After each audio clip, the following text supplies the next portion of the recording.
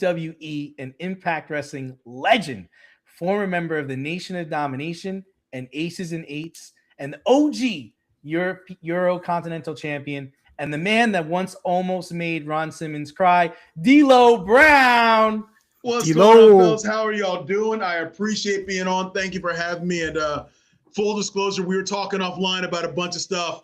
We just bonded over a whole bunch of stuff offline that the people next wish level. they could find out about. Next level. It's gonna be can't wait. Right. Can't wait. Let's go. But your singles run with the European title in 1998 cemented you as a made guy in the WWE.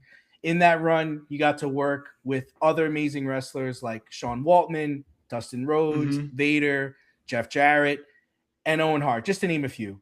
But who is your favorite to work with? And is there a specific match or moment where you realize, hey, I'm really getting over here?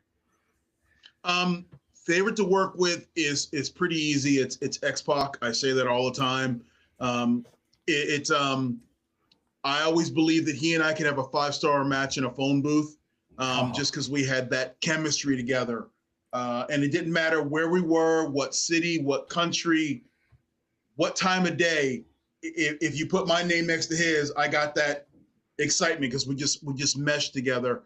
And if there's one match that in the WWE, if I really like a lot, other than my X-Pac stuff, would be SummerSlam, Me, Thou, Venus, Madison Square Garden. Yes. Opening up the show was one of our favorite matches because given the circumstance at the time, that was probably one of the most pivotal pay-per-views of WWF's history at that moment. That's moving into Attitude and really trying to take over. And then they give these two young kids 20 minutes to set the bar and open the show up. And we walked back proud as hell after that match and really set the tone for the rest of the night. Yeah, that's got to be a great feeling. But you're also worked under many creative minds in your career, like Jim Cornette, Vince Russo, Eric Bischoff, and Vince McMahon himself. Was there ever a storyline or character change that you pitched to the head of creative that you felt strongly about and ultimately never made it out of the pitch? You throw a lot of stuff out there. Nothing I can say that I felt really strong about. Like I was like, this is going to work. And it got thrown away or given to somebody else. But no matter who creative was, I was lucky enough to always have an open dialogue with them. So if it was, let's tweak the character a little bit this way. Let's make him a little more arrogant. Add the chicken strut and the shaking the head walk. Love it. Little bit of things like that. Or if it was, on the house shows, I would be from multiple towns in Europe. Every time I was announced from a different city in Europe. And when that finally got made on TV, it was sit down and go, yeah, this is a good idea. Let's go with it and have some fun. So yeah, I was lucky enough always to have the creative ear of whoever was there.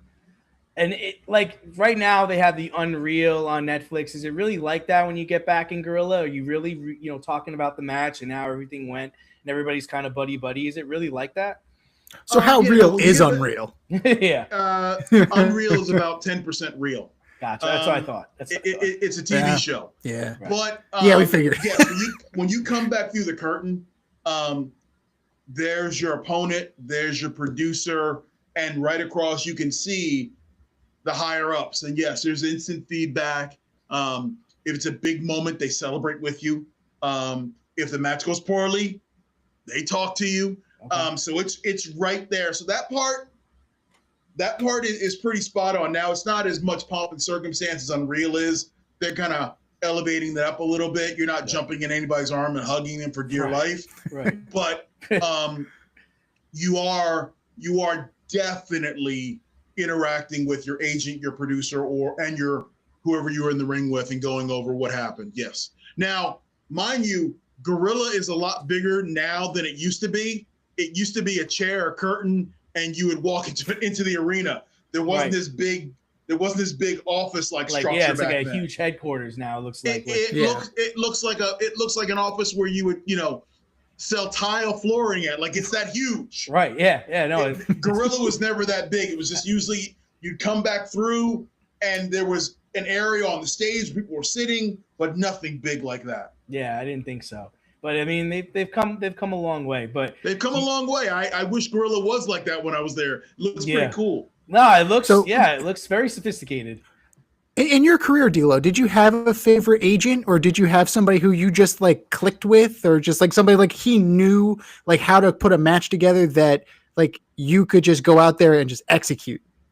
I loved working with like Jack Lanza or Pat Patterson, and Pat Patterson was like, he was the greatest wrestling mind I've ever came across. I can tell you, I remember one time it was me and X-Pac, and we had, X and I had been all over the country, and we didn't want to do the same finish or the same match in the same town from 5 months ago. So we walk up to Pat and we're like, hey, Pat, can you give us an idea for a finish and laying out a match? And I swear to goodness, it wasn't 2.2 seconds. Pat goes, why don't you try this, this, and this, and the crowd go banana.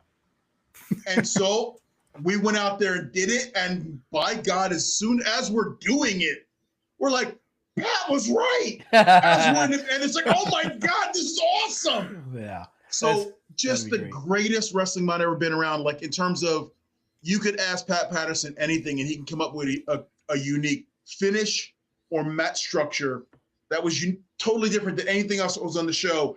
And he could pull it off the top of his head like that. It was all. I've never been around a wrestling mind like that, other than say like a Cornette, who's just that quick-witted and quick, that boom, boom, boom, boom, boom. Nowhere else have I ever seen anything like that. Love Jamesy. Love Jamesy. Huge fan. Dude. That's my dog. That's my dog. So you've transitioned to a career as a road agent and color commentator. Who have been your role models in these roles, and what's the best advice you've received? Best advice I received is be the agent you always wanted when you were working. Be that person with the open ear.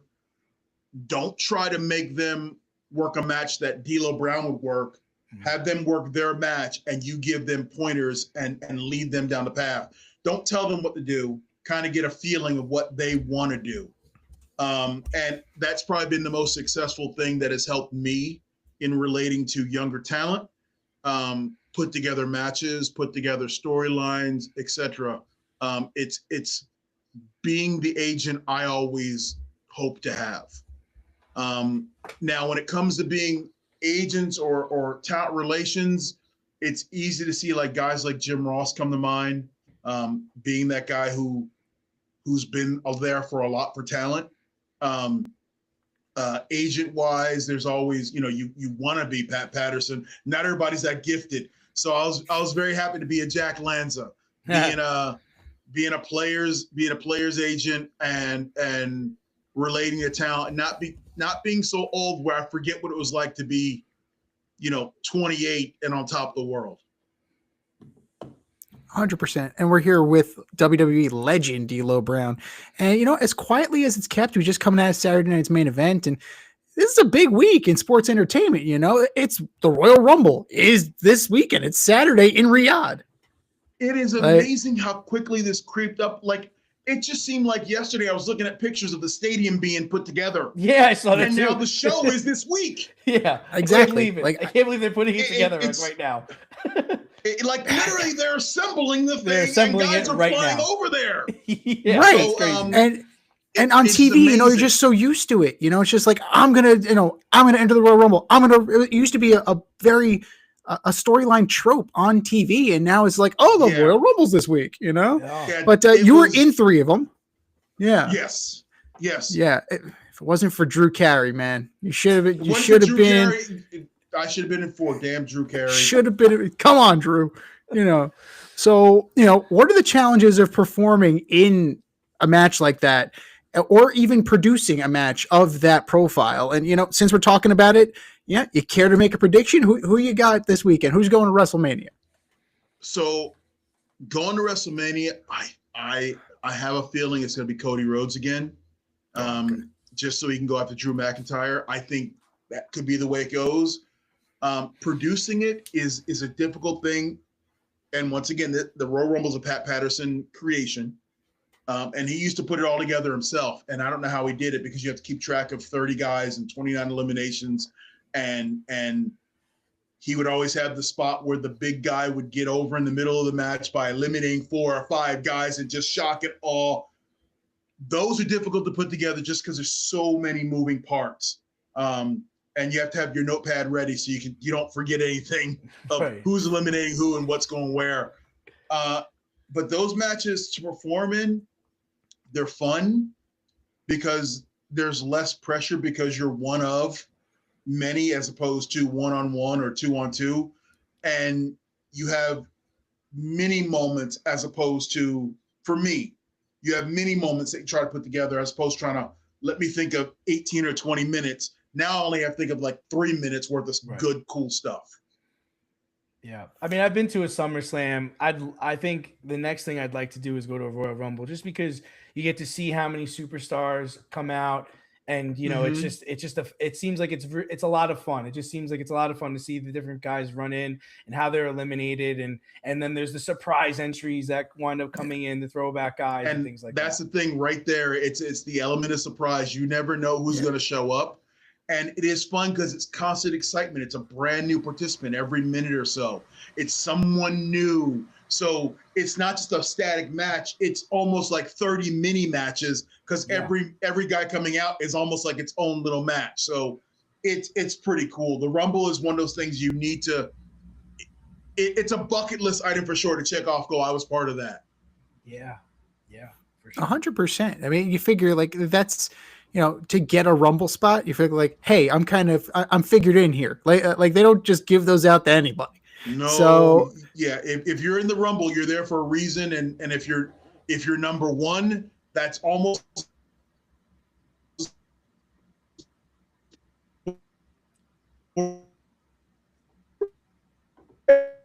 as important as being number 29 and 30 because start thrown out there.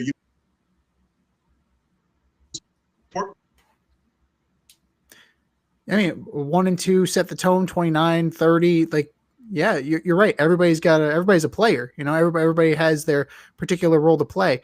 As far as the Royal Rumble goes, what's your memory? Like, what is your, like, do you have like a Royal Rumble moment? Like, you know, like the whole, everybody talks about the WrestleMania moment. Like, what was it? You know, like, do you have like a Royal Rumble moment where you're just like, something happened that wasn't supposed to, or, you know, like, just getting caught up in the moment, or like any particular Royal Rumble memory?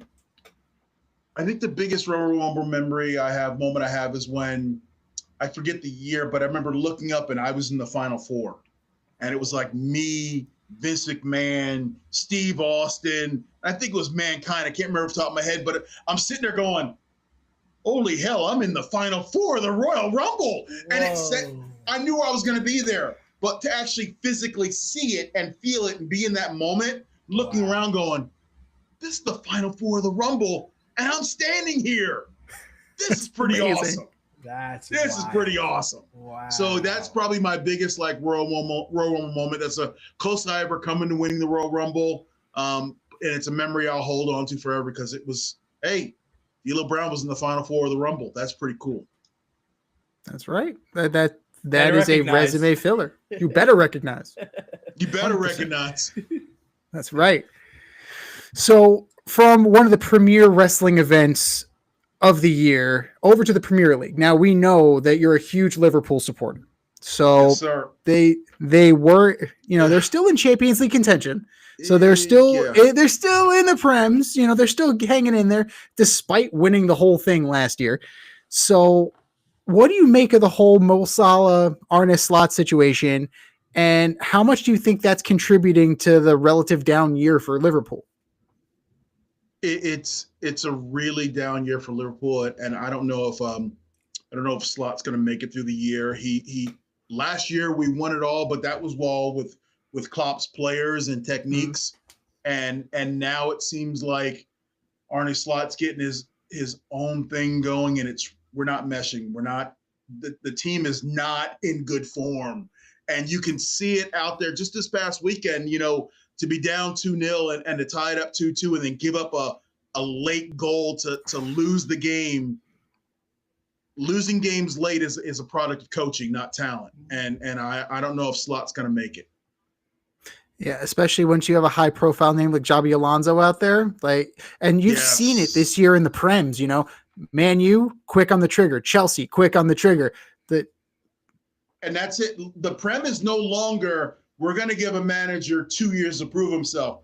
You got about 20 games now to really, you really got 20 or 30 games to set the tone. And if not, there's too many good managers out there sitting at home right now waiting for spots.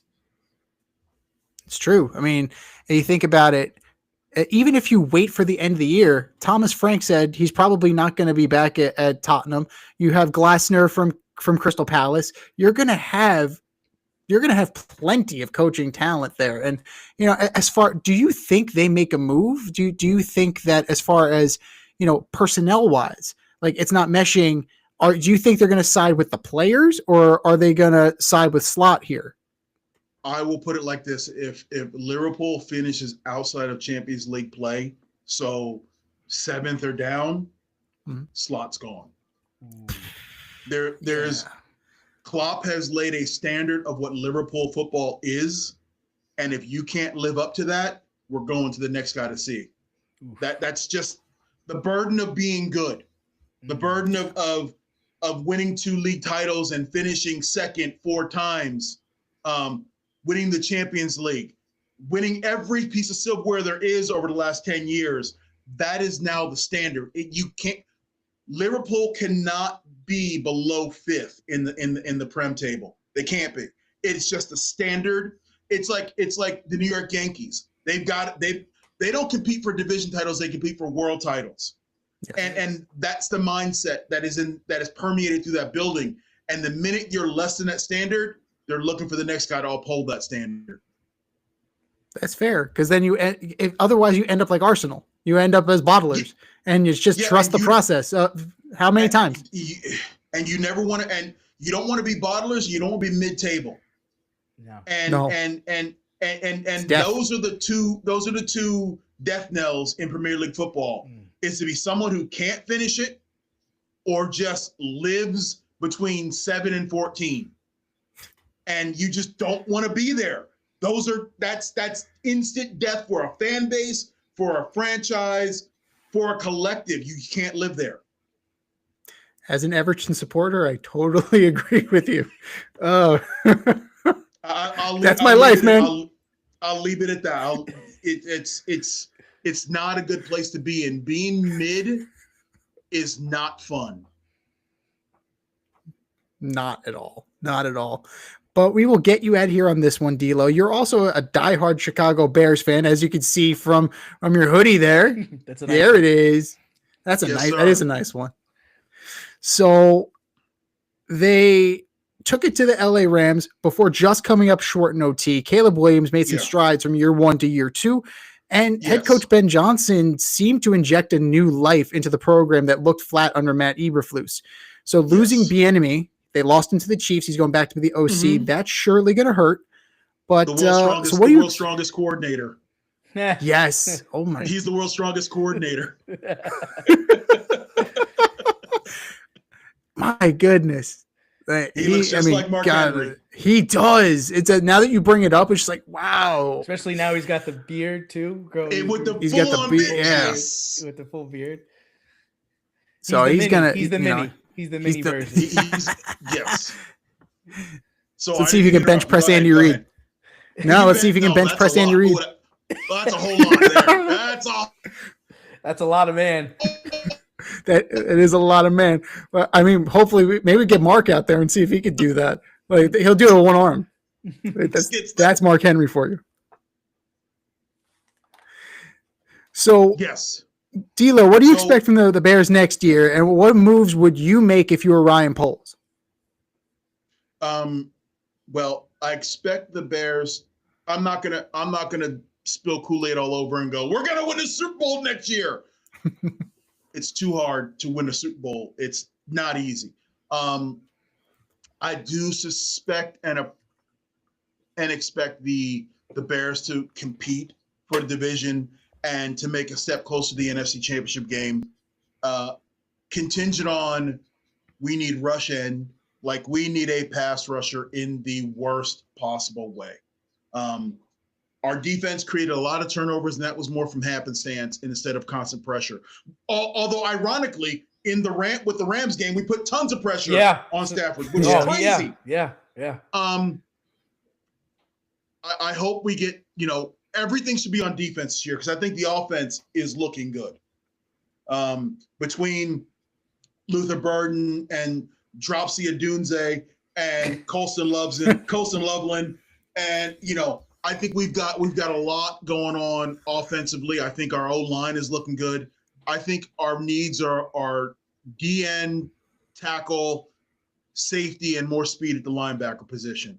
And I think if we get those things locked down, whether it be through the draft, free agency, or a trade of some sort, Max Crosby, I think those things are going to be the things going to help the Bears hopefully get over the hump and compete again for the NFC title. Yeah, you just don't want to become the Lions. You don't want to be the team that gets the NFC Championship game and then don't even make the playoffs the next year. But Caleb's your guy, right? Caleb's your guy? Bro, come on, Iceman. Nice. Yeah. Come on, man. That touchdown, that's cemented. That Komet touchdown, fadeaway like touchdown that's it. Passes. That's it. That was. Passes.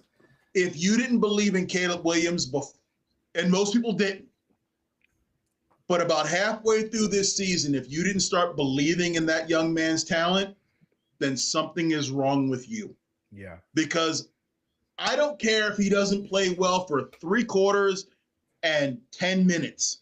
Something about the last 5 minutes of a quarter in the fourth quarter, I don't care. That's when I want my quarterback good. That's when I want my quarterback to make the right decision. That's what I want my quarterback to I just need him to keep playing like he's playing. He needs to work on his accuracy a little bit because I will say this all day long. Right now, Caleb makes the hard look easy and the easy look hard. That's right. And what I mean by that is he'll throw a dime backpedaling from the 50-yard line to Cole Kmet to tie it, but sometimes he'll sail a flat route. Flat route, yep, or an out pattern, and way over the person's head. If Caleb will increase his accuracy by 5%, that's 50 more catches. 50 more catches. The Bears are playing next weekend in the Super Bowl. You're not wrong. I think a lot of it has to do with Ben Johnson just trying to get a better sense of how to be a coach, because I think a lot of times he was figuring it out late what defenses were doing to them.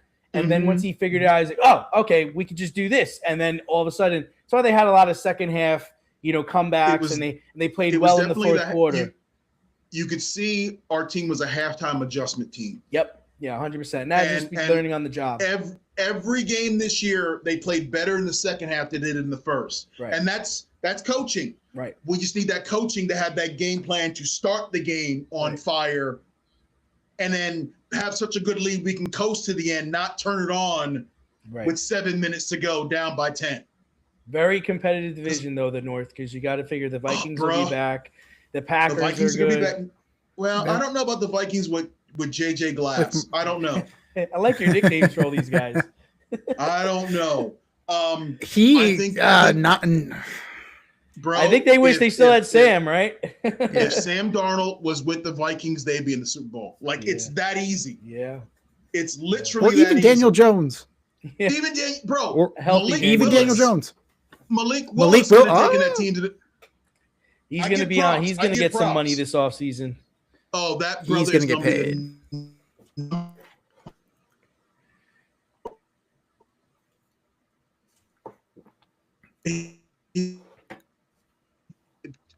Where do I think Malik? I thought the Raiders, but Mendoza's going for Willis. I can't remember now. But anyway, that kid's gonna get paid, and I'm proud and happy for him because he's a young man who had an opportunity. He wasn't quite ready to be a starter and had to sit and watch other starters for a minute. And you can see that's a trend in the league now. The Sam Darnolds, the Baker Mayfields, Daniel Joneses, where they get thrown in there. It's not quite right yet. They got to step back and develop. And when they get another opportunity, boom. Or just be coached right? Or just get the right coach. Like I say it on this podcast all the time. Sam Darnold went to the 49ers and Kyle Shanahan taught him how to play quarterback. And then he went on to Minnesota, and then he went on to Seattle, and boom. And I think the same thing with Willis. I think he went to the Packers, and I don't like LaFleur, but he taught him how to play quarterback. He can play. Look, here's the thing is, every quarterback in the league has the arm talent to be in the league.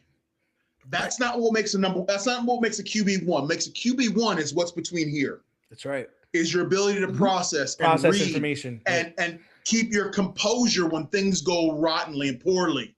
Right. That's what separates QB1 from a QB2. And good coaching teaches players how to become a QB1 as opposed to a QB2. Right. Yeah, I mean, that's why we were talking about, like, we weren't overly concerned with Jarrett Stidham going into the AFC title game. Like, he's got the arm talent, you know? It's like he wouldn't be in the league if he didn't have the talent. It becomes the question of what can Sean Payton get out of him on that short notice. And you know what? And Stidham should have won that game, and Sean Payton lost that game because of ego. Yep. Because Sean Payton lost that game because he said, I can have any quarterback win. And if it had gone for that easy field goal before the weather went south, now it's a 10-10 game. They might still be playing. Right. But he's trying to get cute and be like, I can coach any quarterback. Yeah. That was the Sean Payton problem there. For sure. 100%. It's been bothering me for a long time. Coaches are allergic to taking the sure points. Like, take the points. Take it. Look, it's okay.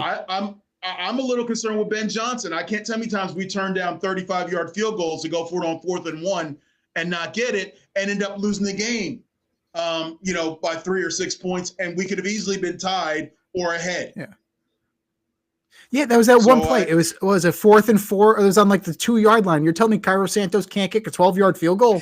Like, come on. I could kick that field goal. I could kick that field goal. Sometimes 3 points, taking the points is the victory. And I said it. I was texting a friend, and when Stidham was 4th and 2 on that play, and I was like, when he didn't get it, I was like, watch the game turn on a dime right now, because instead of feeling good about that drive,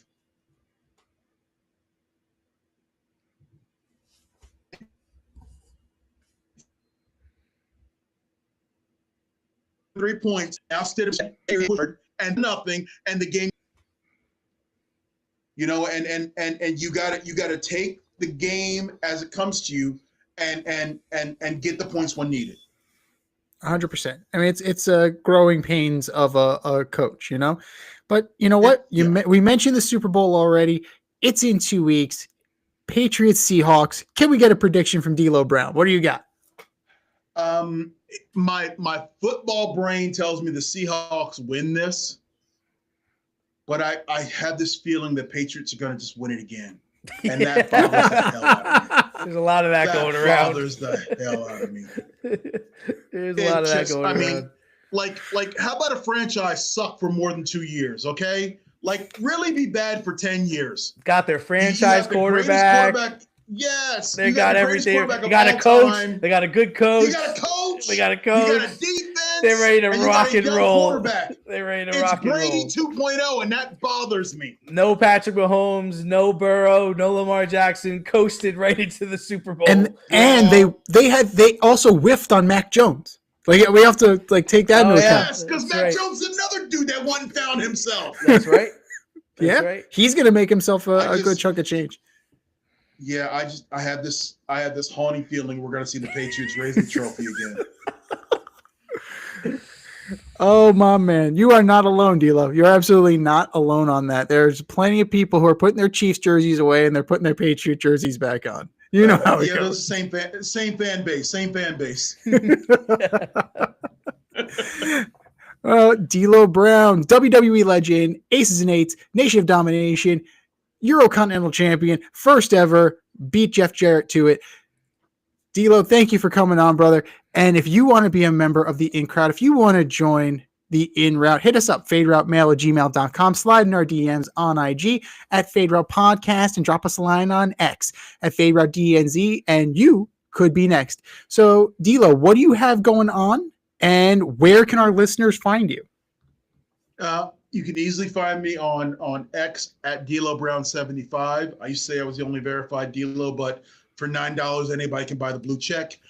And you can find me on Instagram at DLoBrownLFC, and we all know what the LFC stands for. And on those places, I talk Bears football, Liverpool football. I'll talk about what's going on in wrestling, and keep you updated on where I'm at, what I'm doing, where I'm going. So hit me up there. Don't be afraid to shout out, because I will definitely I'll answer any questions you drop in my DM. So give me a shout, and just scream, you better recognize every time you see me. Recognize. Oh, you know we recognize. Yes, we do. Oh, it's fantastic, man. Thank you so much for coming on. Yeah, thanks for coming on, D'Lo. And we got another conversation we got to have another time. You know about that. 100%. I'm in California now. When I go back to Vegas, we get on. I'll show you some things in my collection. You'll be like, definitely.